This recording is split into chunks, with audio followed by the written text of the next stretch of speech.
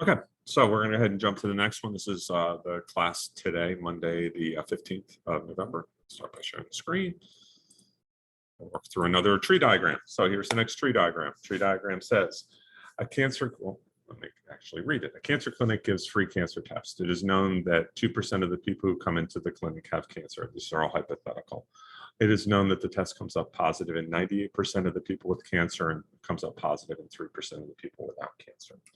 Okay, so again, the problem is telling me that you're either going to have cancer or you're not going to have cancer walking in. What it says is that 2% of the people have cancer, which means that 98% do not have cancer. We're going to run the test and we're going to correctly diagnose 98% of those people with cancer, which means we're going to miss 2% of the people with cancer who have negative test results. What we're going to find out is that of the people who don't have cancer, 3% test positive, which means that 97% test negative. So again, these are the probability of having cancer and testing positive. And it's going to be 0.02 times 0.98. And notice I keep showing this work. Please show the work because I'm telling you that's going to be something I'm looking for because it's something College Board is looking for. So what this tells me is that this is 0.0196. It'll catch 1.96% of the people who have cancer with a positive test. These are the people with cancer and testing negative. So it's going to be 0.02 times 0.02, which is going to be 0.0004, 3 zeros and then a 4. These are going to be the people who don't have cancer, no cancer, and test positive. So that's going to be my 0.98 times my 0.03. So when I do that, this is my false positives. These are the people who don't have cancer but test positive, and it's going to be about 2.94%. This is the people with no cancer, and they test negative. So it's going to be 0.98, 0.97. So this is the people I'm going to correctly diagnose without cancer.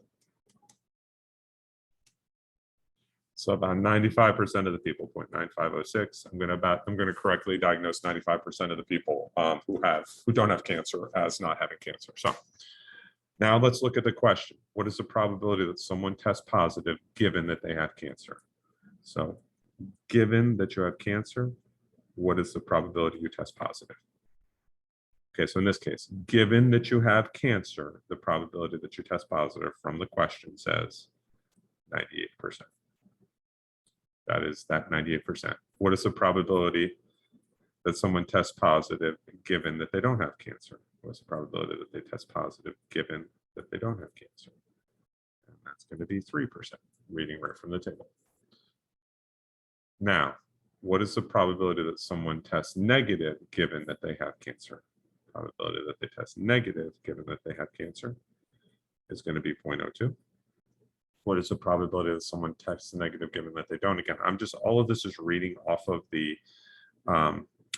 tree diagram branches. So this is the 0.97. So these two, 1 and 3, are these two branches. These two, 2 and 4, are these two branches. So now, what's the probability that someone tests positive? The probability that someone tests positive, so again, if I'm thinking about positive, it's going to be these people plus these people. So it's going to be 0.0196 plus 0.0294. Again, show your work. So what we're going to do is 0.0196 plus 0.0294.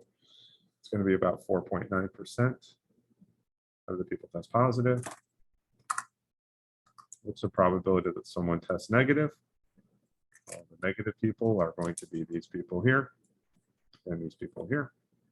So we're doing 0.0004 plus 0.9506. And when I do that, 0.0004 plus 0.9506, this is going to give me 951, about a 95% chance. So now, next question says, what is the probability that someone has cancer given that they test positive? Now, be careful. If they have cancer given that they test positive. That is different than this. This is going to be the people who test positive, what proportion of them also have cancer. So what I need to do is I need to take that 0.049 and I need to put, in this case, the people who had cancer, tested positive from up top, this 0.0196. So what proportion of the people who tested positive actually have cancer?